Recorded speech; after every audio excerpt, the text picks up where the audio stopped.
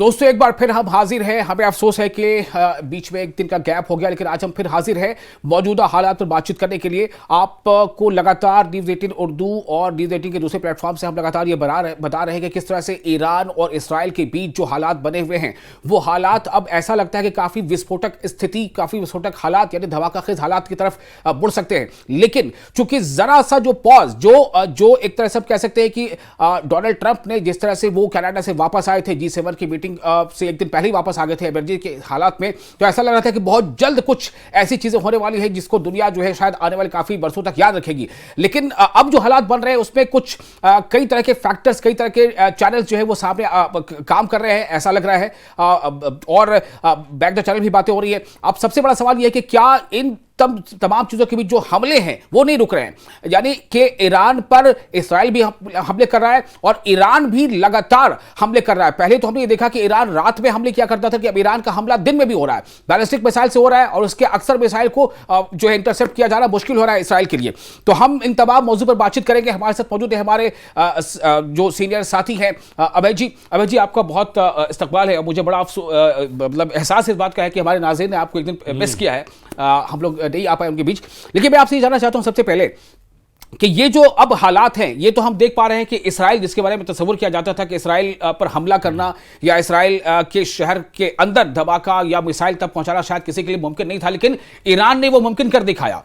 Iran ने जो कहा कि हम चूंकि हमला हमने नहीं किया, हम हमले का दिफा कर रहे हैं, हम जवाब दे रहे हैं, तो न सिर्फ हम जवाबी हमला करेंगे बल्कि हम जो है सजा भी देंगे इसराइल को। तो सबसे पहले मैं चाहता हूं कि आप जरा सा सबसे पहले ये बता दें कि जंग जो जिस हालात तक अभी पहुंची है, यानी नफा नुकसान, वो आपको क्या लग रहा है कि मीटर किधर भारी है, किधर ज्यादा डाउन है?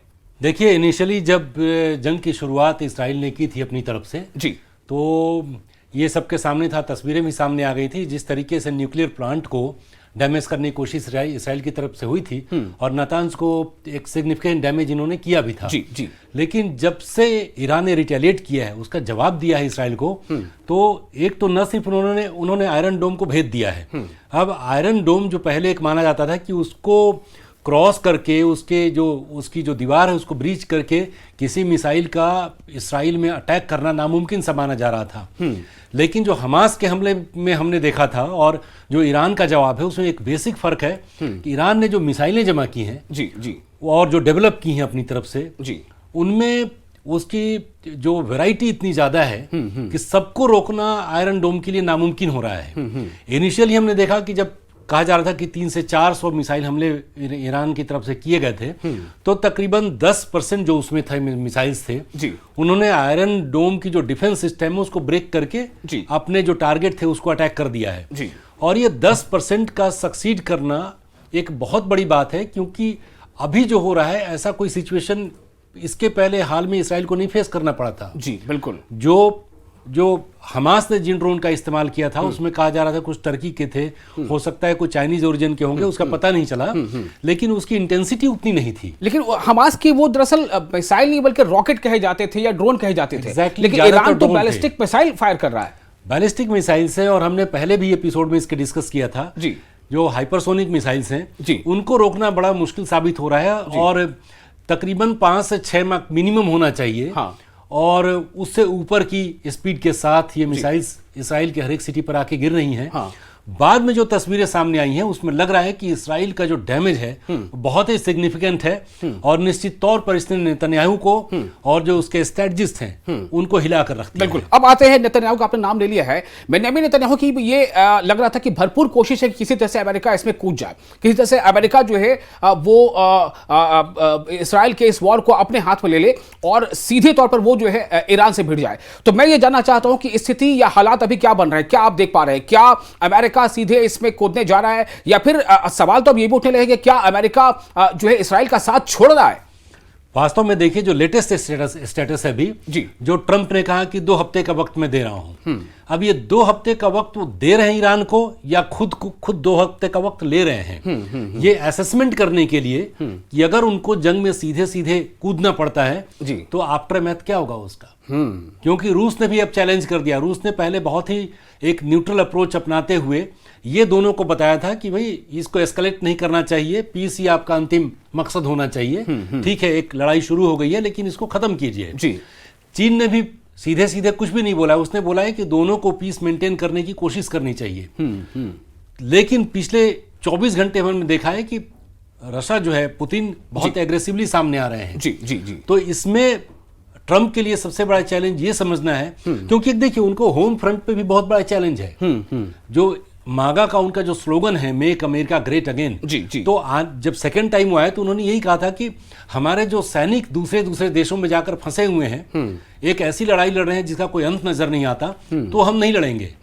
तो मागा सपोर्टर्स ये सवाल उठा रहे हैं कि ट्रंप क्यों इतना एग्रेसिव हो रहे हैं ईरान को लेकर। जी जी जी। जबकि यूएसए के पास उनके जो नोन सोर्सेज है, क्रेडिबल सोर्सेज हैं, उनकी तरफ से कोई ऐसा एविडेंस नहीं था कि ईरान न्यूक्लियर आर्म्स को डेवलप कर रहा है। जी जी। तो इस सिचुएशन में ट्रंप जो है वक्त दे नहीं रहे हैं, वक्त ले रहे हैं। और इसे फिलहाल तो मुझको नहीं लगता है कि ट्रंप इसमें सीधे सीधे कूदने जा रहे हैं, कि अगर कूदते हैं वो तो उनको बहुत भारी नुकसान उठाना पड़ेगा। और ये हमने देखा है, कभी सोशल मीडिया पे भी काफी तस्वीरें चल रही है कि न्यूयॉर्क जैसे शहर में वहां पर काफी बड़ी तादाद में लोग सड़कों पर निकल आए हैं और वो ये कह रहे हैं कि नो वॉर विद ईरान। यानी अमेरिका में लोग प्रोटेस्ट इस बात को लेकर कर रहे हैं कि आप यूएस जो है वो इसराइल के इस जंग में ना कूदे, ईरान के साथ वार ना करे। जबकि एक तस्वीर ये भी देखी गई अमेरिका में कि जो ज्यूज वहां पर कुछ है, जो वहां पर एक तंजीम है ज्यूज फॉर पीस यानी जेएफपी, वो सड़कों पर आए। यानी उसने एक रिक्वेस्ट मार्च निकाला और उसमें ये वर्ड सुने जा रहे हैं कि we want no war Iran, we are sorry, we want peace, stop the war. मैं अब ये जानना चाहता हूं कि अगर जैसा कि आप बता रहे हैं कि अमेरिका खुद अपने होम फ्रंट से वहां के हालात से कहीं ना कहीं घिरा हुआ है, क्या यही वो वजह है कि डोनाल्ड ट्रंप जितने अग्रेसिव शुरू में नजर आए, अब वो 2 हफ्ते या 3 हफ्ते जो टाइम ले रहे हैं, या फिर ये कि कहीं ना कहीं बैक चैनल बहुत सारी चीजें हो रही हैं, चूंकि ईरान ने भी अपने सिफारती ताल्लुकात या सिफारती मुज़ाकरात को शुरू कर दिया ये बताने के लिए कि हमारा स्टैंड इसमें क्या है। ईरान के जो वजीर खारजा है वो जो है फ्रांस के और ब्रिटेन के यूरोपियन यूनियन के वजीर खारजा से मिलने वाले हैं। देखिए इसमें क्या है कि ईरान बखूबी समझ रहा है और सभी कंट्री समझ रही हैं जी कि इस लड़ाई का जो खर्चा है, कॉस्ट क्या है। ह्यूमन लाइफ तो है, ये बहुत ज्यादा है, सबसे बड़ा लॉस तो ह्यूमन लाइफ्स का है। बिल्कुल, लेकिन उसके साथ ही साथ जो एक मिसाइल के पीछे, हाइपरसोनिक मिसाइल के पीछे आपको $2 मिलियन कम से कम खर्च करने पड़ते हैं। एक बैलिस्टिक मिसाइल के पीछे $1 मिलियन का खर्च होता है। तो दिवाली मतलब एक पटाखों की तरह तो लगते हैं आसमान में, लेकिन ये सिर्फ और सिर्फ जो आपका खजाना है किसी कंट्री का, वो जलता है उसके पीछे। एक तो ये वजह हो गई। दूसरी है, ईरान साफ कर देना चाहता है कि वो भी जानता है कि वार कोई फाइनल सॉल्यूशन नहीं है। जी जी। एक बात, हाँ। और वो मैसेज दे रहा है बार बार जी कि अगर इसराइल अपनी तरफ से अटैक को रोक देता है तो we are ready and open to talk. जी जी। तो ये उसके लिए तैयार है, लेकिन उससे पहले नहीं। और एक और चीज, ये ईरान ने ये भी अभी तक की लड़ाई में बता दिया है कि पहले जो लड़ाइयां होती थी, डिसाइसिव होती थी, 3-4 दिन में, 5 दिन में एक पक्ष जो है वो ढेर हो जाता था और जीत तय हो जाती थी। जैसे अरब वॉर में 6 डेज वॉर में हुआ था। जी जी जी। अब वो सिचुएशन नहीं है। आप देखिए रूस ने पूरी ताकत लगा दी है, लेकिन यूक्रेन के साथ लड़ाई 3.5 साल से चल रही है। अब वो कब खत्म होगी कह नहीं सकते, क्योंकि अब ये जो दिखाई दे रहा है उसमें एक पार्टी लड़ रही है जी। लेकिन बैक द स्टेज कितनी पार्टीज किस तरीके से स्ट्रेटेजिक सपोर्ट दे रही है किसी कंट्री को, ये बिल्कुल शुरू में साफ नहीं हो पाता है। अब ईरान अगर लड़ रहा है तो उसमें रूस का देखिए बहुत बड़ा इंटरेस्ट वहां इन्वॉल्व है। जी जी। रशिया नहीं चाहेगा कि वहां पर किसी भी तरीके से ईरान की हार हो जी, क्योंकि सीरिया में बशर अल असद के बाद जी कोई स्टेक इसका बचता नहीं है रशिया का वहां पर। और अब ये कुछ ही दिन पहले एक स्ट्रेटेजिक एग्रीमेंट भी साइन किया है रशिया ने ईरान के साथ जी। तो वो नहीं चाहेगा कि उसके एक स्ट्रेटेजिक पार्टनर की हार हो, तो इसीलिए वो धीरे धीरे खुलकर सामने आता हुआ दिख रहा है। बिल्कुल। तो ये जो फाइनल नोट है इसी पे हम लोग इसको कंक्लूड करेंगे कि क्या वाकई अमेरिका जो है वो साथ छोड़ रहा है इसराइल का। मैं चाहूंगा इसको थोड़ा सा आप और इस पर प्रकाश डालें, रोशनी डालें कि ये कैसे, अगर मतलब इसका मतलब क्या है कि अमेरिका इसराइल का साथ छोड़ रहा है, इसका मतलब क्या है? अगर वाकई ऐसा होता है तो नेतन्याहू के पास कितना समय बचेगा और कब तक वो लड़ पाएंगे? वार सिचुएशन में कई ऐसे स्टेजेस आते हैं जी जहां पर किसी का साथ नहीं होना ही साथ छोड़ने का मैसेज देता है। जी जी जी। क्योंकि अब ये सिचुएशन है कि अगर इसराइल का साथ अमेरिका को देना है तो उसको सीधे सीधे इस जंग में कूदना पड़ेगा जी। क्योंकि अभी जो सिचुएशन है उसमें इसराइल का बहुत हैवी डैमेज हो रहा है, बहुत सिग्निफिकेंट डैमेज हो रहा है। और जिन ठिकानों को निशाना बनाना चाह रहा है ईरान, निशाना बना रहा है जी। हालांकि उसका एयर स्पेस मजबूत नहीं है जी जी। एयर स्पेस उसका ओपन है। इसराइल के जो फाइटर्स हैं वो जहां मर्जी जाकर वहां पर बॉम्बिंग कर रहे हैं जी। लेकिन ईरान की पूरी जो टैक्टिक्स है, पूरी स्ट्रेटजी डिफरेंट, वो मिसाइल के जरिए हमला कर रहा है और वो जहां चाह रहा है वो हमला कर रहा है। बिल्कुल। इन परिस्थितियों में अगर इस ईरान को रोकना है तो अमेरिका को सीधे इसमें आना पड़ेगा जी। और अगर अमेरिका इसमें टाइम ले रहा है और 2 हफ्ते का, जबकि 1 हफ्ते की लड़ाई हो चुकी है, तो ये मान के चलिए कि अमेरिका, ट्रंप अपने इक्वेशंस को जांच रहे हैं, न कि वो इसराइल को देख रहे हैं। और इन परिस्थितियों में अपने मागा कैंपेन के लिहाज से चीजों को देखना, एक तरीके से इसराइल को छोड़ना है। ठीक है।